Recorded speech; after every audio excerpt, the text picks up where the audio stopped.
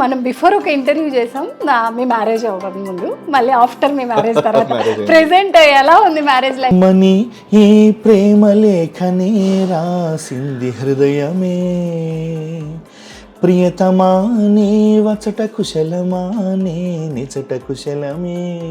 ఓహో కమ్మని ఈ ప్రేమ లేఖనే రాసింది హృదయమే.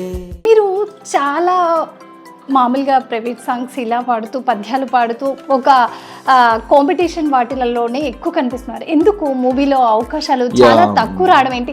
దీంట్లో కెరీర్లో తొక్కేస్తారు ఇలాంటి అనేది నిజమా? అలాంటి మీకేమన్నా జరిగాయా?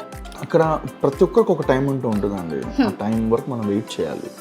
మనం వెయిట్ చేయకుండా మనకి టైం, మనకి అవకాశాలు రావడం లేదు ఇవి రావడం లేదని చెప్పేసి ఓర్పు లేనటువంటి మనిషికి, సహనం లేనటువంటి మనిషికి ఆర్టిస్ట్ లైఫ్ అనేది కరెక్ట్ కాదు. మామూలుగా సింగర్గా ఎదగడం ఒక ఎత్తు అయితే, మీరు ఒక జానర్ కాదు ఆల్ జానర్స్లో దూసుకు వెళ్తూ ఉన్నారు. ప్రతి స్టేజ్ పైన నేను అన్ని రకాల పాటలు పాడుతూ ఉంటాను. మెయిన్గా మా సాంగ్స్ పాడుతాను. జనాలకు మనం ఏది కావాలో అలా వాళ్ళకి మన దగ్గర అయితే ఇంకా చాలా బాగుంటుంది. అలా మన సక్సెస్ కూడా మనం మంచి రేషియోలో ఉంటుంది సక్సెస్ అని నేను కోరుకుంటాను. చాలా జర్నీ బాలుగారితో చేయడం అనేది చాలా గొప్ప విషయం. అన్ని ప్రోగ్రామ్స్ చేస్తాం, అన్నీ చేస్తాం, ఇవన్నీ ఒక ఎత్తు అయితే అలాంటి లెజెండరీ వాళ్ళతో ఒక లైఫ్ టైం మీరు ఇలా టైం స్పెండ్ చేసినంత ఇది అన్నమాట. ఎలా అనిపించింది బాలుగారితో? నేను ఆయన ఒక బుక్ పెట్టుకుని ఎవరైనా శ్రీరామ అని రాసుకుంటాడు. నేను వచ్చేసి ఎస్పీ బాలు అని రాసుకునేవాడు. నేను కుమార్ కొప్పోలు అని వెళ్తామంటే పద్యాలు, భక్తి పాటలు, సంగీతం, అన్ని శాస్త్రీయ సంగీతం అన్నీ పాడతారు అంట.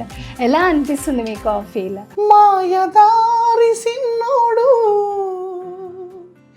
మనసేలాగే సిండు నా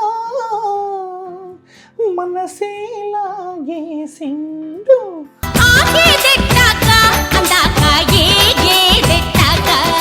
మీరు ఇన్ని పాడుతూ ఉన్నారు సాంగ్స్, ఏదైనా మళ్ళీ మా ప్రేక్షకుల కోసం మంచి మెలోడీ సాంగ్.